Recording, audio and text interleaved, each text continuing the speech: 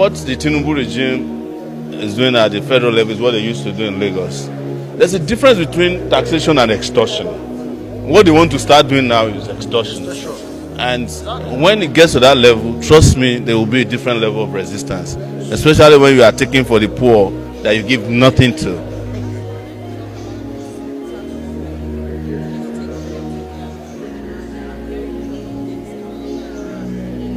The ones that is bothering our people is the taxing of prostitutes. That is, but that's on a lighter side. You see, any form of taxation without responsibility will fail. What the Tinubu regime is doing at the federal level is what they used to do in Lagos. There's a difference between taxation and extortion. What they want to start doing now is extortion. And when it gets to that level, trust me, there will be a different level of resistance, especially when you are taking for the poor that you give nothing to. So let them go and do their taxation policy. The people will respond at the appropriate time. Yes. So how do you tax people whose minimum wage is less than 100,000 naira? How do you tax people who have nothing to eat and you give them nothing in return? How do you tax them? So people must understand that taxation is not just, anyhow issue. But I'm sure they'll learn when it gets to that point. What is the definition of terrorism? And if you look at the definition of terrorism very well, it is Nigerian government that's actually a terrorist organization.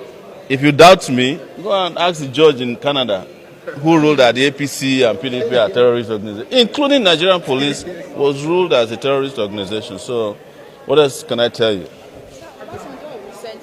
Nigeria's population growth is not tackled by the year 2050. That Boko Haram will be a child spray.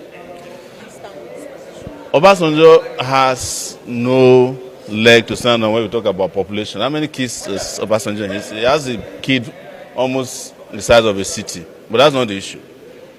The issue is that population is not a barrier if a country is well governed, if there are leaders who know what they are doing. The most, prosperous countries today are the countries that have the highest population, China, India. But it will be a problem, what he should have said is that if you have a huge population that are not educated, that are not taken care of, Boko Haram will happen. Even if the population of your country is 200,000 people, and you have useless leaders, there will still be Boko Haram in that country. But if you have upward, mobile, well-educated population, you are ready for prosperity. Go and ask China, India. And Nigeria has 200 million people that are ready to take on the rest of the world. But certain things need to be done. But, I don't like to discuss Obasanjo because they're the ones who failed this country to where it is today. They'll just come around and pick microphone whenever they like because the country has not punished them for the evil they did to the country.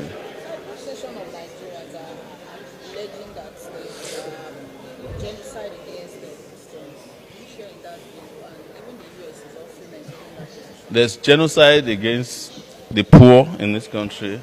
There's genocide against Muslims in this country. There's genocide against Christians in this country. There's genocide against children in this country. To now separate it and say maybe it's one religion or the other. Interestingly, Nigeria doesn't count or do DNA of people who are killed to determine whether they are carrying a Bible or a Quran. So, the number of people that were abducted on our road yesterday, did anybody find out whether they are Christians or Muslims? Whereas the U.S. can nitpick symbolically to say, because they have policies, definitely. They say, there are genocides against Christians in Nigeria.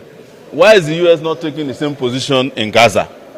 That there's genocide against Muslims. But